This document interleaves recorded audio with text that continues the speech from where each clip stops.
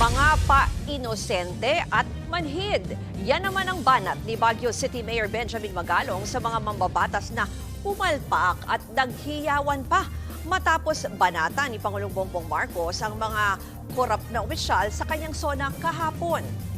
Pinuna ni Magalong ang hiyawan ng mga kongresista sa SONA lalo't sila rin naman daw ang may kasalanan kung bakit nauuwi sa korupsyon ang infrastructure projects ng gobyerno. Git niya hindi lang dapat ituon sa mismong Department of Public Works and Highways at mga kontratista nito ang investigasyon sa nangyayaring kickback sa mga proyekto. Dapat daw panagutin din kung sino ang namimili ng district engineers at regional directors. 2024 nang unang isiwalat ng alkalde ang umano'y overpriced na rock netting project naman ng DPWH sa Benguet. Parang height of mockery and callousness because at the end sila naman yung involved dyan eh. Sila naman yung mga pasimuno dyan sa mga kalokohan na yan. Yan ang malaking problema natin. Tama to si Mayor Magalong. Manhid etong mga ating mambabatas. Isipin mo, sinabi ni Bongbong Marcos, mahiya naman kayo. Ako naniniwala ako patungkol sa kanila yan. Bukod doon sa nililigtas ni Bongbong, kasi ako naniniwala na itong si Bongbong Marcos ay meron ding kamay dyan. Pinagmalaki niya yung billion-billion flood control projects. Tapos binaha. Sinasabi naman na wala namang galaw ang Kamara ng hindi at walang basbas ng presidente. Hindi malinis si Marcos. Okay? Nililinaw ko yan. I think he is also involved. Directly or indirectly, kasalanan pa rin ni Bongbong Marcos ito. Pero tama, hindi lang po dapat DPWH. Kung hindi yung mga buhaya na yan, palibhasa itong mga buhaya, hindi nalulunod sa baha. Yan ang gusto ng mga buhaya, yung baha. Kasi diyan sila makakakurakot. Diyan nila ilalagay kunwari yung kanilang kurakot, yung kanilang flood control projects. Buhaya nga eh. Nakakita na ba kayo ng buhayang nalunod? Wala. Hindi sila malulunod. Malulunod yan sa pera, mga swapang yang mga yan eh. Ito po ang nakakatakot dito sa ating. Pinipitik na sila ni Bongbong Marcos. Pinipitik na sila nung pinsan ng kanilang speaker. Sige papalakpakan. Masamang pangitain po yun. Dahil ang ibig sabihin nun, wala kaming pakialam sa inyo. Basta ang pangungurakot namin, tuloy-tuloy. Parang ganun sinasabi. Hindi mo kami kaya. Nakasandal kami sa pader. Kahit presidente ka pa dyan, magngawa-ngawa ka. Ang importante, yung pondo. Malaking problema yun. Dahil ang isang bagay hindi po maaayos kung walang pagtatanggap, walang pagbabago, walang repentance doon sa tao. Kasi malalaman mo naman kung yung isang tao pwede pang ayusin eh. Pag kinonfront mo siya ng kanyang kamalian, di ba? Maraming kwento dyan sa Biblia kay David. Marami siyang pagkakamali, pero pag kinonfront siya, amin siya agad, repent siya agad, dasal siya agad, nagbago siya agad. Eto mga to, wala. Kinonfront na sila ng kanilang kalokohan, namamalakpak pa. So anong ibig sabihin? Ang palakpak, ang ibig sabihin niyan, itutuloy nila. Kung ano yung ginagawa nila, tuloy-tuloy dahil naniniwala sila untouchables. So kailangan dito magpakalalaki itong ating weak president. Dapat habulin talaga. Hindi mo yan makukuha sa salita. Hindi mo yan makukuha sa mga ganyan-ganyan. Ang buhaya, buhaya yan. Hindi mo yan makukuha sa pitik-pitik.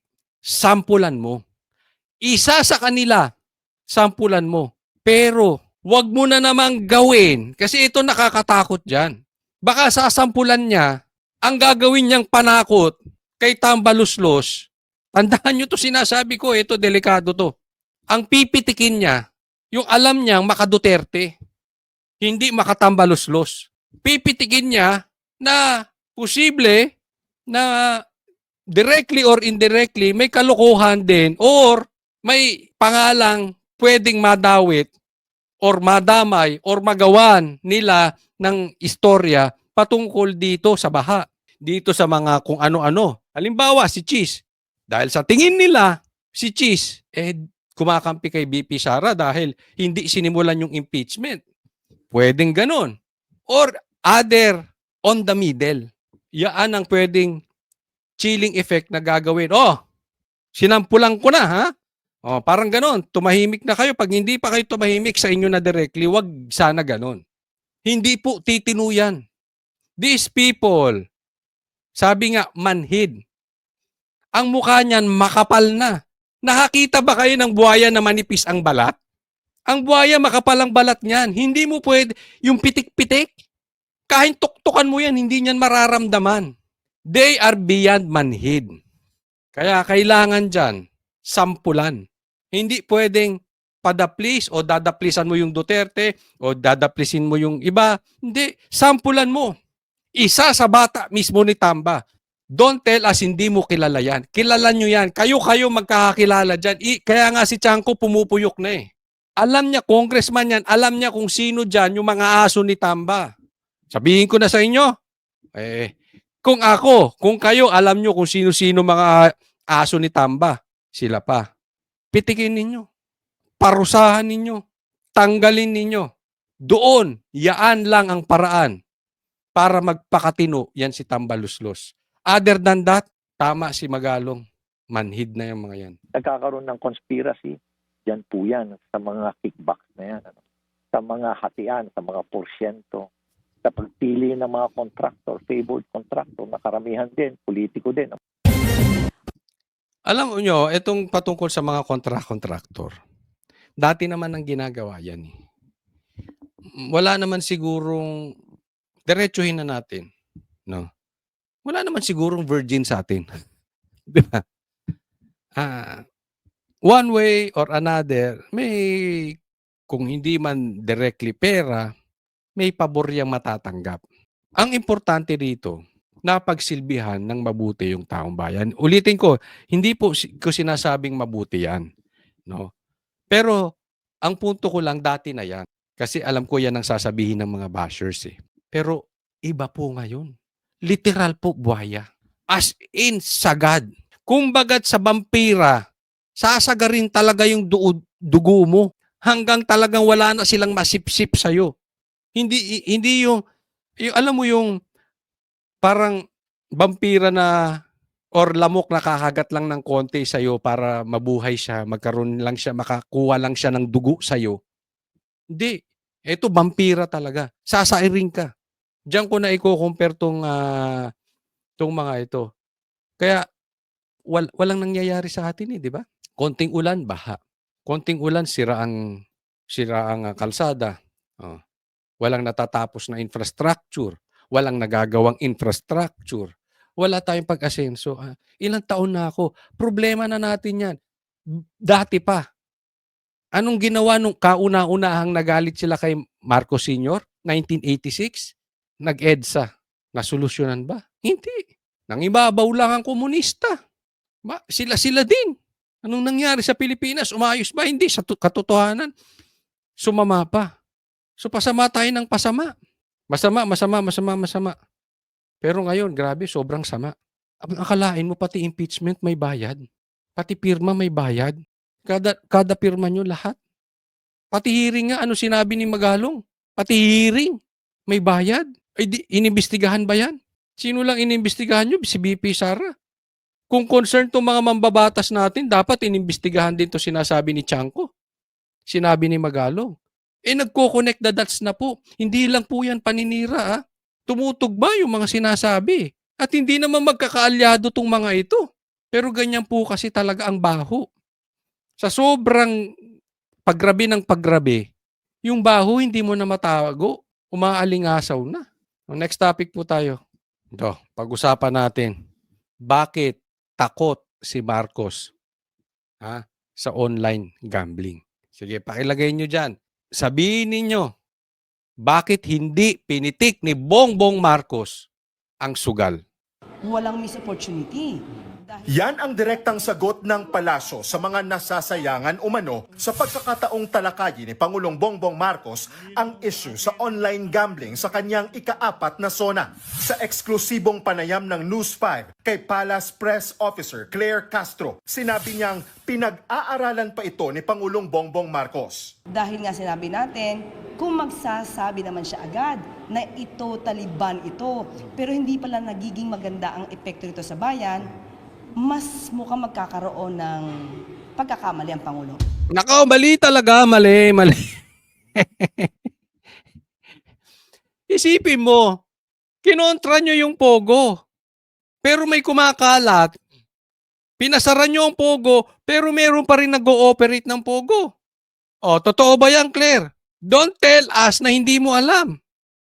Pinasara nyo Pogo, pero meron namang online gambling. Binabanatan yung isabong ngayon ang nilalagay nyo sa investigasyon, pinalutang ninyo yung patungkol sa isabong, pero hindi nyo magalaw ang online gambling. Kaya nga masisisi ba natin ang ating mga kababayan kung sinasabi nila, I may disagree or I may not disagree with them. Pero ito po ang kumakalat na balita. Hindi kaya ni Bongbong Marcos isara ang gambling kasi kakampi niya ang mga gambling lords. Sila daw ang pumopondo kay Bongbong. Totoo ba yan? Di ba? Hindi natin masabi.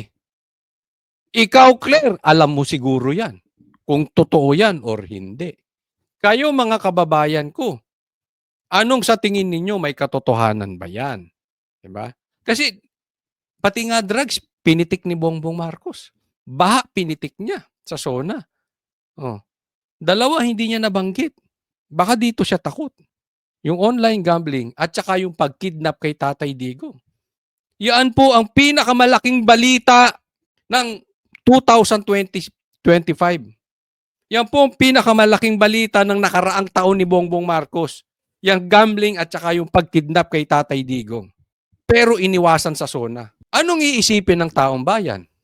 Guilty si Marcos, mastermind si Marcos sa pagkidnap kay Tatay Digong. Hindi niya pwedeng pitikin dahil siya sa kanya galing yun. Yung sa gambling naman, nakikinabang siya. Masisisi ba natin ang taong bayan kung hindi ganun ang isipin? Pagkakamali ang Pangulo. Nadismaya ang ilang senador na hindi nabanggit ang online sugal sa talumpati ni PBBM. Balak ngayon ni Senator Kiko Pangilinan na imbestigahan sa Senado ang online sugal na isang public health concern ayon sa DOH. Sa kabila nito, Ako sangayon ako doon. Kiko, simulan mo yan. Baka magkaroon ka ng silbi bukod doon sa paghigop mo ng sagbaw na hindi mo naman nahihigop. Bukod doon sa mga kalokohan mo dyan sa mga kinakain mo, yung mga papunta-punta mo sa palengke, di ba? Yung mga kadramahan mong ganyan. Baka magkaroon ka ng pakinabang, pasimulan mo, di ba? Hindi man ikaw ang chairman ng committee na yon, paimbestigahan mo, ikaw ang magmitsa para imbestigahan itong online gambling na ito. Baka matuwa kami sa iyo, magkaroon ka ng silbi, Kiko. iginiit ni Castro na hindi ito pananahimik. Sa ngayon ay hindi pa natin alam kung ano talaga ang balak ng Pangulo dito sa online gambling dahil totoo yan. Sabi nga natin, yung isabong wala na, sinuspend yan or hindi na to umiiral pero bakit nandiyan pa rin yung mga illegal? Alam mo kung bakit, Claire? Sabi niya, hindi daw niya alam kung anong plano ng Pangulo patungkol sa online gambling. Wala ka namang alam, Claire eh. Di ba? Ang alam lang nito si Claire is about Duterte. Tanungin mo siya ng patungkol sa Duterte. Makakasagot siya. Pag patungkol sa Pangulo, pinag-aaralan. Hindi ko masasagot yan. Hindi ko alam yan. Hindi pa natin alam kung anong plano ng Pangulo. Nung silbi mo, spokesperson ka eh. Kung ano man ang title mo, lumalabas, ikaw na talaga ang tagapagsalita ni Bongbong Marcos. Ikaw ang harap ng harap sa media eh. So ikaw na yun. Wala akong pakialam kung ano man posisyon mo. Ikaw yun. Hindi po pwedeng harap ka ng harap sa media nang walang basbas ang Pangulo. Ang pangit dito kay Claire, bukod doon sa pagdating sa Duterte, paninira sa Duterte, pitik sa Duterte, ang bilis niyang sumagot. Pero pagdating sa Pangulo, wala siyang alam. Bukod doon, eto pa, hindi natin malaman or nililigtas niya ang Pangulo lang. Walang sense of responsibility si Bongbong Marcos. Kasi magsasalita siya eh. Hindi natin alam or alam man natin na ito ay may go signal ng Pangulo, pwede nilang itanggi na hindi yan ang gusto ng Pangulo. Sinabi ko lang yan. Ibig sabihin, panakip, butas ito si Claire or exit plan niya to si Claire. Pag meron gustong pasabi ang Pangulo, pero medyo delikado, si Claire magsasalita. Para kung hindi maganda tanggap ng taong bayan, kasalanan ni Claire, hindi ko alam yan. Hindi aakin yan. Sa kanya yan. Pero pag magandang salita na tanggap ng taong bayan, maganda ang pagkatanggap do sa sinabi ni Claire, yan ay boses ko. Nakikita nyo na? Kasi hindi naman, dapat, alam mo, sa media, lagi nilang itatanong, yan ba ay galing sa Pangulo o hindi? Kahit alam nilang galing sa Pangulo, dapat tanungin nila. Para sa ganun, wala silang palusot. Ginagamit na palusot ito si Claire. Pag pangit, ligtas ang Pangulo. Dahil si Claire. Di ba? Yan na po. Kaya nga, sabi ko, binababoy nila ang ahensya. Na dapat, ang trabaho ni Claire ay sabihin yung programa ng Pangulo. Hindi para siraan lang ang Duterte. Pero anong napapansin nyo? Pagdating sa programa ng Pangulo, wala siyang alam. Napaka-importante ng online gambling. Hindi niya masagot ng diretso. Pero kung saan nagpupunta si BP Sara, alam niya. Baka alam nito kung anong minerienda, kung anong kape ang tinira ni BP Sara, kung anong kinain. Alam niya ito, tanongin ninyo. Saan kumain si BP Sara, alam? May balita nga ako eh. Pumunta lang ng Davao. Ang mga dating sekretary, may nanggagalaiti na sa palasyo. Totoo ba yun, Claire? Isabong. Si Finance Secretary Ralph Recto bukas na higpitan na lang ang operasyon ng online sugal imbes na ipagbawal. Wala talaga to si Recto, no? Nagkalat na ng kaliwat kanan. Sa bagay, trabaho niya yan eh. Nasa finansya. So para sa kanya, makasama man sa Pilipino, hindi importante. Hindi ko trabaho na maging mabuti sa Pilipino. Ang trabaho ko, paano kikita ang gobyerno. Hindi ko trabaho kung ano mang mangyari sa inyo dyan. Magutom man kayo, kakatax-tax ko. Bahala kayo sa buhay ninyo. Kinainan ng sistema ito si Recto. It's a balancing act that we have to do. Kabilang dyan ang dagdag buwis na Saglit lang. I really don't believe this balancing act. Na kasi yung gambling, pasensya na po. Ito baka this is only my opinion. This is only my stand. Okay? Posibleng magkakaiba-iba tayo dyan. Pero pagdating sa droga at gambling, dyan very strict ako. 99% no for me is a yes. Anong ibig sabihin? Kahit 1% ka lang. 1% ka lang magsugal. 1% ka lang tumira ng droga. Lalamunin ka niyan. Kaya dapat yan 100% zero. We cannot compromise on these things. Ito yung sinasabi natin na supposedly this is white and black. Hindi yan pwedeng give and take. Hindi pwede yan compromises. Hindi pwede yan recto na balancing act. Kasi sisirain yan. Kumita man tayo ng konti ang gobyerno patungkol sa gambling, sisirain ang sistema. Bakit? Ang maghahari dyan, gambling lords. Maraming lagayang mangyayari dyan. Makikinabang lang ang politiko dyan. Makinabang man ang Pilipinas, kaunti. Pero in totality, drugs and gambling, hindi pwedeng biruin. Gambling is as worst for me as drugs. I can compare gambling as legalized cocaine. Nakaka-addict po yan. Sisira yan ng pamilya. Gagawa yan ng krimen. parehas po ng droga. Sisirain yan ang kalusugan mo. Nakakita na kayo ng naggagambling? Hindi na nakatrabaho? Hindi na makafocus? Ayaw na ngang kumain? Wala nang ginagawa sa buhay kung hindi nalulung sa gambling. So, wag po natin bibiruin yan. Well, anyway, meron kasi sila sinasabi, paano coach yung mga kasino? Legal naman yun. Pero wala tayong magagawa. Gusto ng gobyerno yan eh. Siguro kaya hindi ako pwedeng politiko. Kasi kung ako politiko at ako presidente, sarado lahat ng kasino. Kung ako presidente, may droga, bibitayin ko talaga. Gagawan ko ng paraan na magkaroon ng batas patungkol sa droga. Death penalty agad. Kasi parehas yan. Sisirain ang komunidad natin. All the same. Wala kang tulak ikabigin. Ay, mas masama ang droga. Hindi po. Para sa akin, parehas lang yan. It's supposed to be 100% no.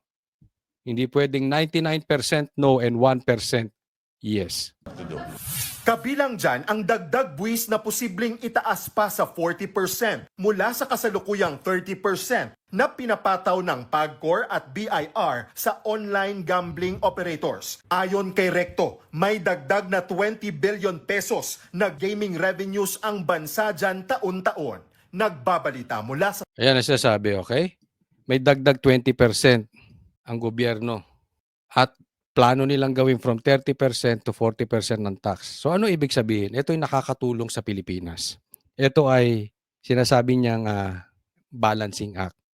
Pero hindi pa rin. Sige, tumaas ang tax natin. Saan mo kinuha? Doon sa mga nasirang pamilya? Sa mga nasirang buhay? Di ba mas maganda kukuhanin natin yung tax natin doon sa mga nagnegosyo?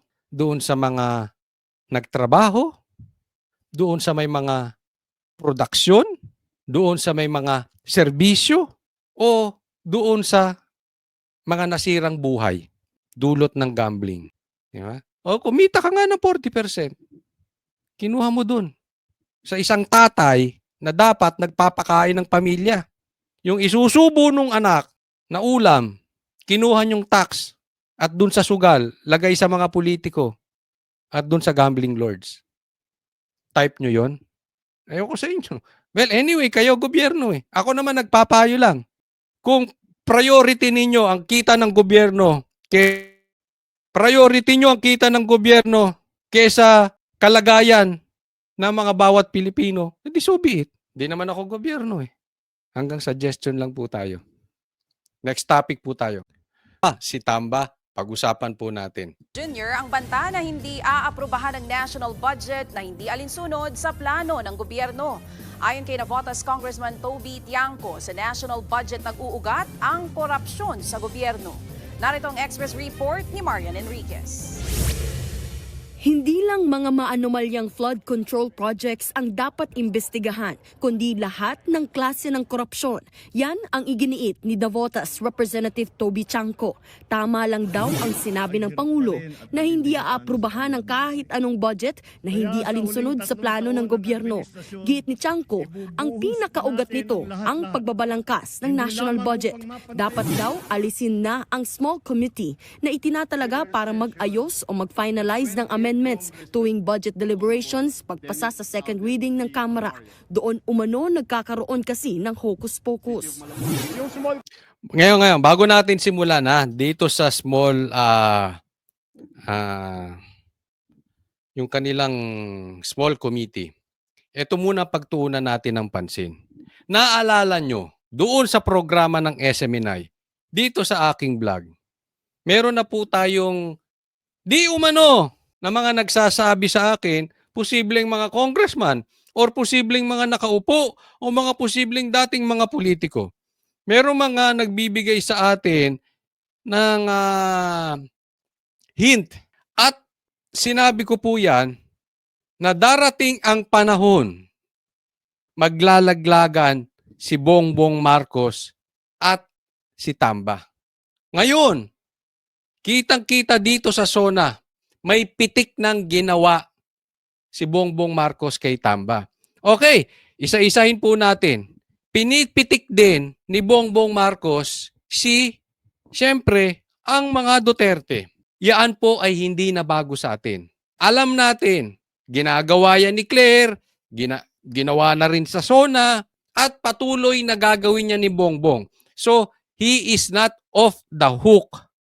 Kumbaga, hindi natin siya pwedeng pagkatiwalaan dahil magdedere-derecho yung pagkalaban niya sa Duterte.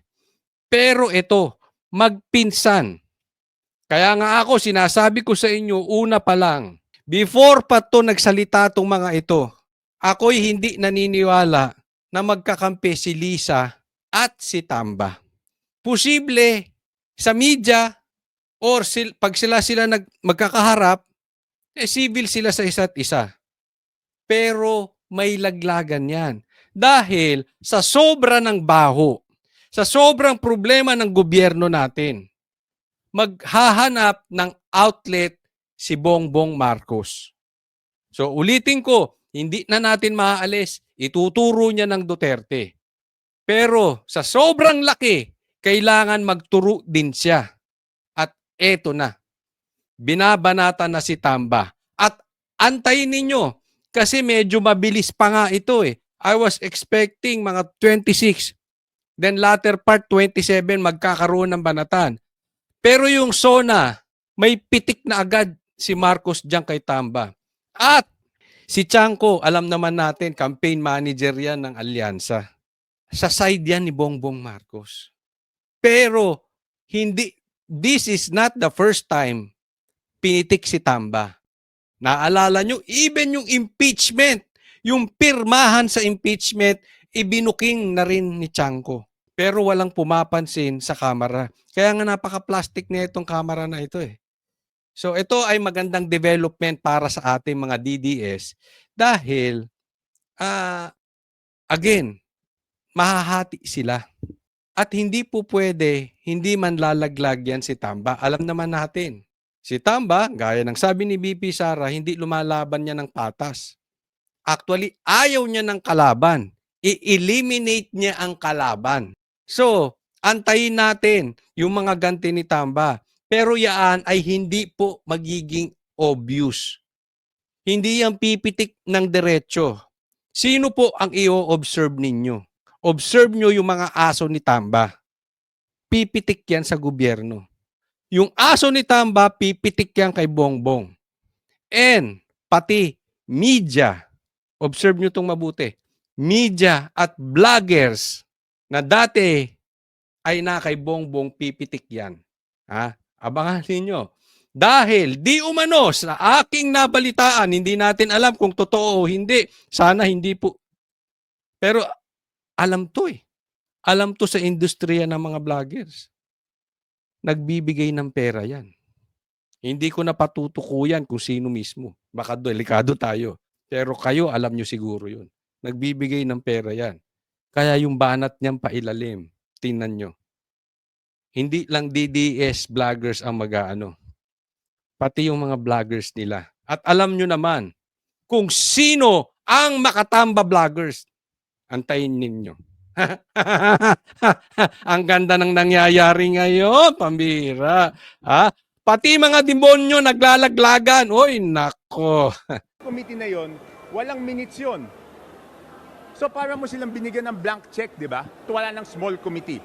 So ibig sabihin, kung ano yung inaprubahan on second reading, yan yung final version. So wala nang insertion doon. Di ba kasi transparent eh. Hindi raw dapat minamadali ang budget lalo sa Tama yon. Dapat wala ng small committee. Diyan nagkakaroon ng magic. Eh sino bang involved dyan? Di ba sila? Di ba si Tamba? Oh. Diba? ng bawat linya o programa na isasaad sa budget bill. Hindi binoto ni Chanco si later Representative Martin Romualdez bilang House Speaker, kaya tinitignan na raw niya ang pagbuo ng isang independent bloc kasama sila Cebu 5th District Representative Juke Frasco at Bacolod Representative Albi Benitez. Hindi naman daw nila nakikitang makakasama ang Duterte bloc dahil suportado pa rin naman nila si Pangulong Bongbong Marcos. Kami is still in support of the President. We still believe and will go all out for his administration. So baka iba yung kanilang direction. We will not be an opposition, I said. Ako, it's independent, but then in support of the president. Independent, para at least independent kami makapag gawa ng stand namin. Ito. Posible to, posible to, okay? Abangan po, meron po kayong bagong aabangan. 'Di ba? Speaker of the House si Martin. Ito po yung final. Kasi alam naman natin na may kamay si Bongbong Marcos sa pagiging speaker ni Martin. 'Di ba? Sabi nga nila, walang galaw ang Kamara nang hindi alam ng presidente. At ngayon ay naging speaker ulit sa pangalawang pagkakataon si Martin. Paano natin malalaman that this will be a full-blown war? Again, nasabi ko na po ito sa programa namin. At ito po yung isa sa senyales. Kumbaga, merong end of the world. May mga senyales. Ito isang senyales na makikita po ninyo. Speaker si Martin, baka ipahiya yan. Hinayaang maging speaker tapos tatanggalin. Abangan ninyo yung sinabi ko. Posible lang posible. Hindi po tayo manghuhula. Pero as I see it, baka mamaya, Chanco maging House Speaker.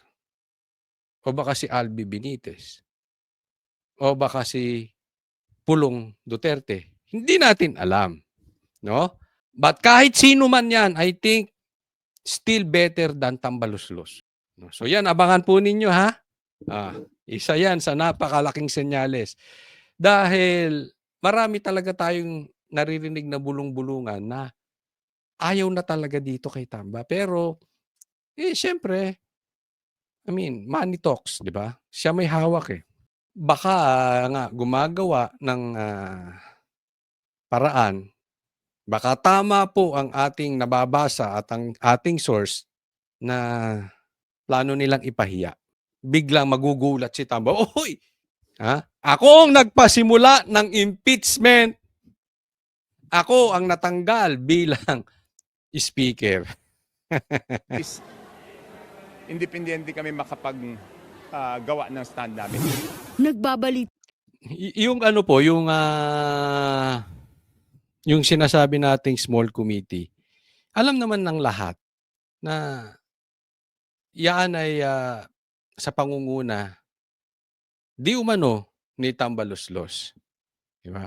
And dati na po natin sinasabi na sisirain Sisirain talaga ni Tamba. Diyan nagsimula po Ang galawan talaga ng evil, sabihin na lang nating evil. Ang galawan ng evil is to divide. Diyan nagsimula yung nahati si Sara at saka si Bongbong. Ang problema nito si Bongbong hindi nanindigan.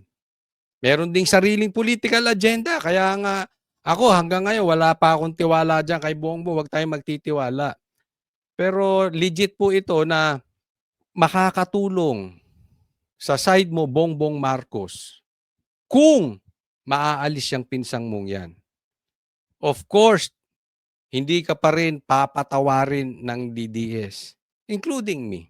Hindi ka namin mapapatawad sa ginawa mo. But still, better kesa naman ganyan tayo. Hanggang 2028, inaaswang tayo niya si Tamba. Ilaglag mo na yan sa lalong madaling panahon. Baka sakali sa pag-alis mo dyan, hindi ka man mapatawad ng mga Pilipino, hindi ka habulin ng kaliwat kanang kaso.